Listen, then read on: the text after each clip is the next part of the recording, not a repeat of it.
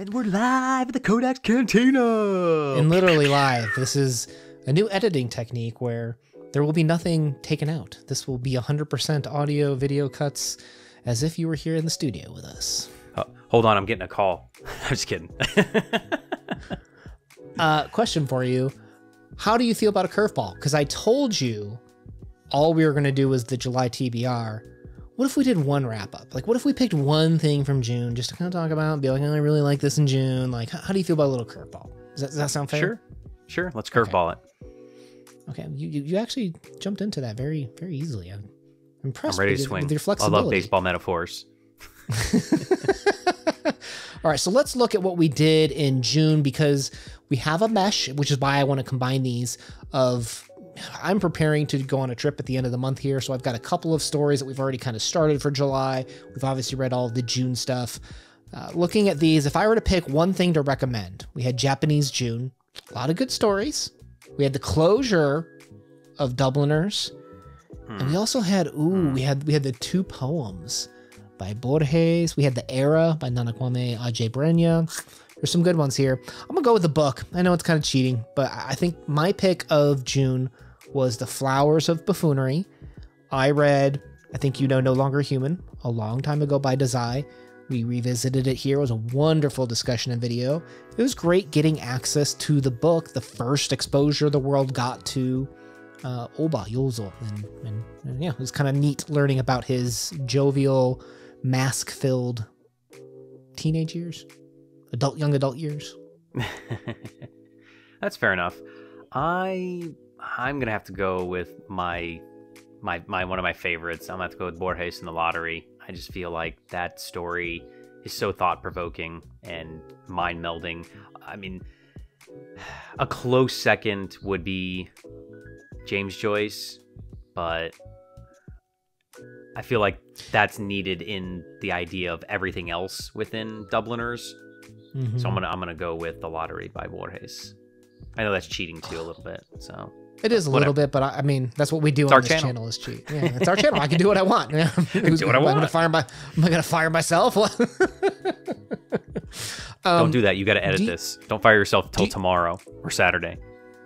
How on a scale of like 1 to 10? I want you to pause before you answer. Okay.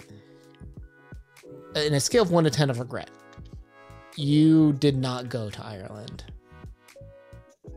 How much do you regret it? Like, how do you feel having finished Dubliners, gone through that journey? We're starting Ulysses now. How do you feel having never been to your island? So I'm not Irish. I'm Welsh, remember? It's Welsh? I thought you said Scottish for some reason. I'm Welsh. I'm like 67% Welsh. Okay, well, it was your island for 800 years then. Yeah.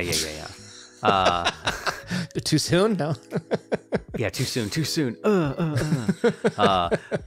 My father-in-law is actually at the island, and he's going to see his like fifth cousins and peoples and stuff. He went there for Father's Day. Yeah, he's over there with one of his daughters, so very cool stuff. But 11, and that is because nothing to do with being with you, my friend. Nothing with Joyce. Nothing with Ireland.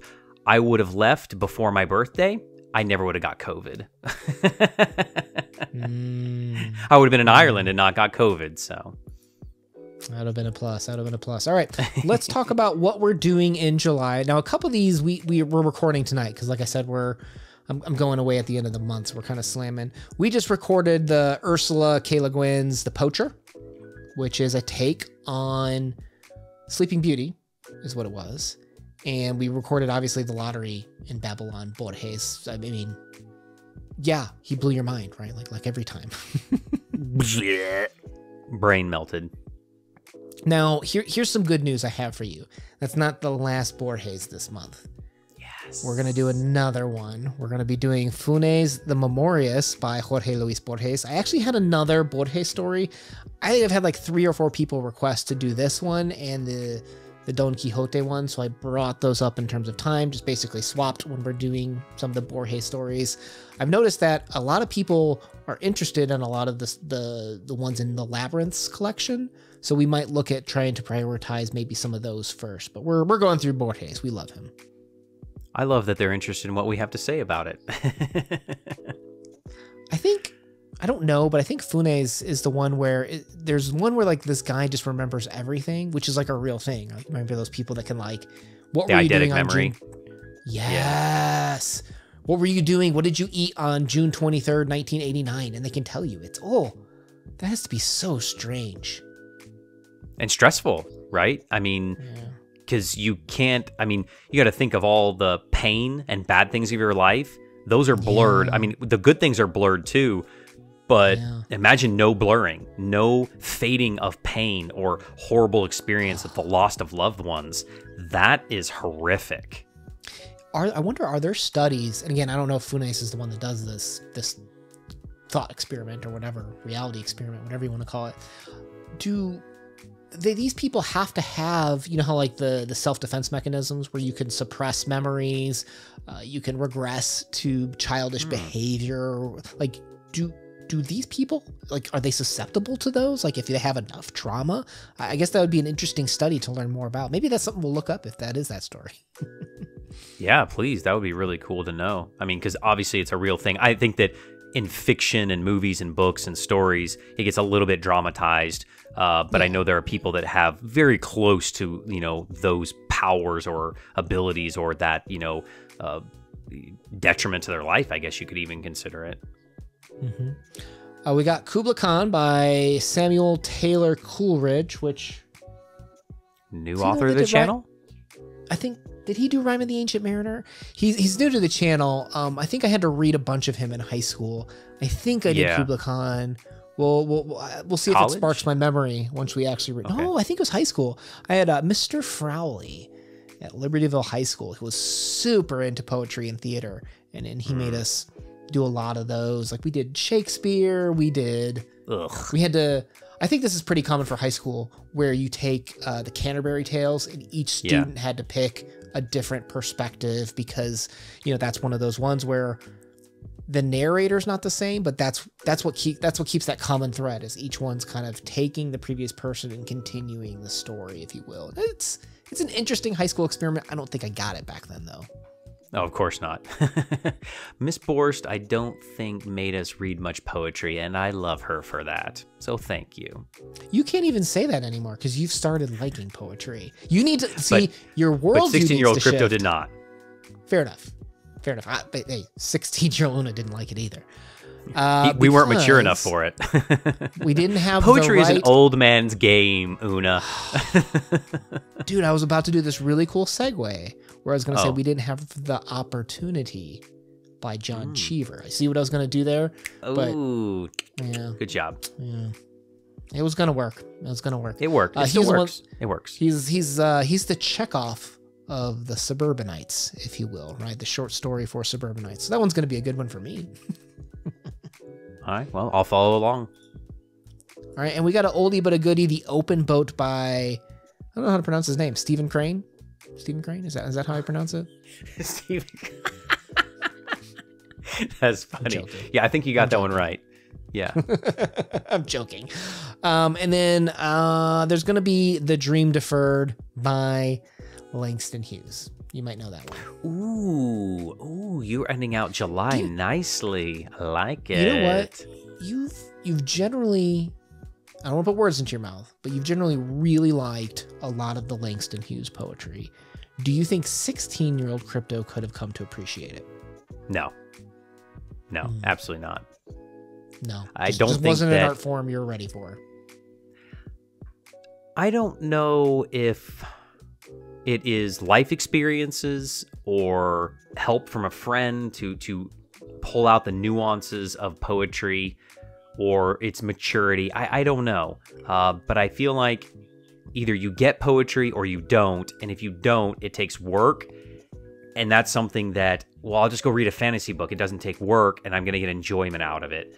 But now that I'm willing to put in the work, because I've read all the fantasy books and don't need to read those anymore, now I can get enjoyment out of it, and it feels even better because I put the work in. Okay. I think I want to maybe next year, like I think I've said this before, explore more sci-fi fantasy, just because I wonder if fantasy is not really hasn't really jumped me a lot lately. It's really been more sci-fi that's been kind of interesting, and stuff that's really been my go-to relaxer. Like after chapter 3 of Ulysses, where it was like a wall hit. Spoiler. Woo. Whew, that was a tough chapter. I kind of had to like decompress, and I went to actually pop Japanese fiction. It's just very clear, very obvious, very lucid, and very emotional. That it's a great little decompression reading thing. That's what fantasy used to do for me. Now it seems like I'm finding it in other places, though. I agree. When I drive, which is very rarely now since I work from home, but when I do, I've been noticing, there's still, I think, maybe a 50-50 split. I don't feel like I've leaned more towards sci-fi over fantasy, but those are definitely still my brain candy, as we call them around here, for, kind of that decompression. I don't need to think and just kind of go with the flow. I can drive and listen and enjoy. Yeah. And when we say that for people that are new, it's not that you can't think. It's just more of you don't have to. You can just enjoy it.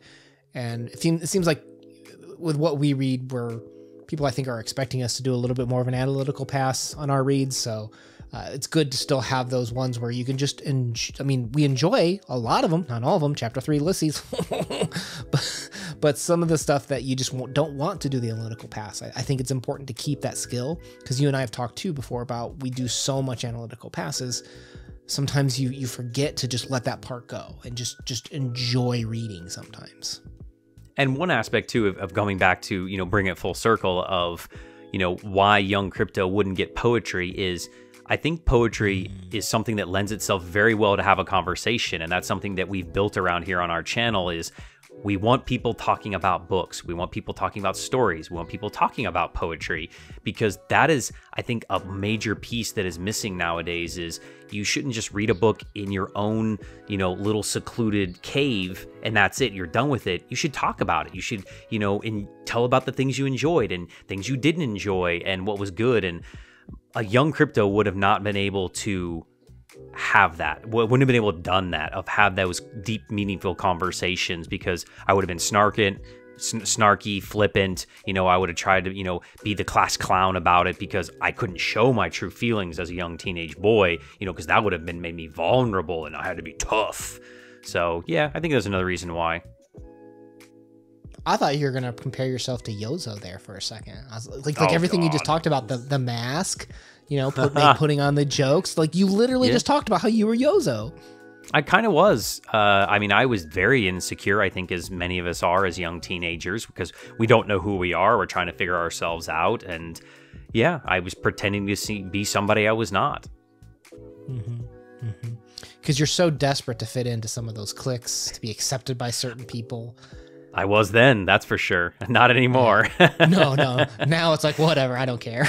Yeah. I got a beautiful wife, a great best friend. I don't care. Yeah, we're good. We're good. I'm done. I've given up at this point. Yeah. All right. Thanks for spending some time. Let us know what reads you have coming up in July. And I think you probably know what we're going to do for August. We kind of do it every August. So looking forward to that. Let us know what you're looking forward to the most in July. Let me open the comments down below. My name's Benuna. Peace. Peace.